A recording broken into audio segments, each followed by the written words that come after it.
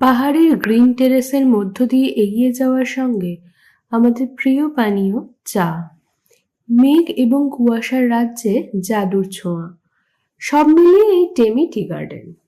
সুন্দর এই চা বাগানে যাওয়ার পথটি সত্যিই মনোমুগ্ধকর। এই পথে জার্নি একটি আনন্দদায়ক অভিজ্ঞতা। সবুজ প্রশান্তি এবং চা গাছের বিছানো ব্ল্যাঙ্কেট অবশ্যই আপনার হৃদয় দৃশ্য সুখে পুড়ে নেবে। এই রাস্তা এমনিই খুব সুন্দর। অক্টোবর নভেম্বর হলো চেরি ব্লসমের সময়, তখন দৃশ্য হয়ে ওঠে আরো সুন্দর। টেমি টি গার্ডেন সিকিমের একমাত্র চা বাগান যা উচ্চমানের চা উৎপাদনের জন্য পরিচিত। 1969 সালে প্রতিষ্ঠিত এই চা বাগান সিকিমের নামচি এবং রাভাংলার কাছে অবস্থিত। চা বাগানটি তার মনোরম দৃশ্য এবং চায়ের উচ্চ মানের জন্য পরিচিত। চা উৎপাদন প্রক্রিয়ার অভিজ্ঞতা অর্জন এবং প্রাকৃতিক সৌন্দর্য উপভোগ করতে পর্যটকদের আকর্ষণ করে। এখানে অর্গানিক উপায়ে চা তৈরি করা হয়।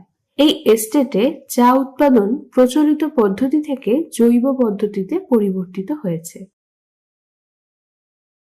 দার্জিলিং এর চা বাগানগুলোর মতো এটা কোনো প্রাইভেট ওনারশিপ নয়, সিকিম সরকারের ওনারশিপে রয়েছে। গ্যাংটক থেকে সরাসরি টেমি চা বাগানে যাওয়ার জন্য একটা গাড়ি ভাড়া করতে পারেন।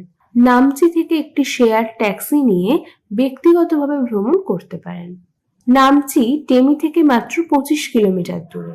দিনের এক বেলার ভ্রমণেই পরিদর্শন করা যেতে পারে। এনজেপি থেকে 3-4 ঘন্টার জার্নিতেও চলে আসতে পারেন। দক্ষিণ সিকিমের আরও একটি জনপ্রিয় পর্যটন কেন্দ্র রাভাংলা টেমি থেকে মাত্র 20 কিলোমিটার দূরে, ফলে একই সঙ্গে টেমি এবং রাভাংলা ঘুরে নিতে পারেন। টেমি কিংবা সম্পূর্ণ ওয়েস্ট সিকিম ভ্রমণ পরিকল্পনা করলে অবশ্যই একটি বিশেষ গন্তব্য হবে এই টেমি টি গার্ডেন। অফবিটে কোথাও থাকতে গেলে চলে যেতেই পারেন রিনচেংপং।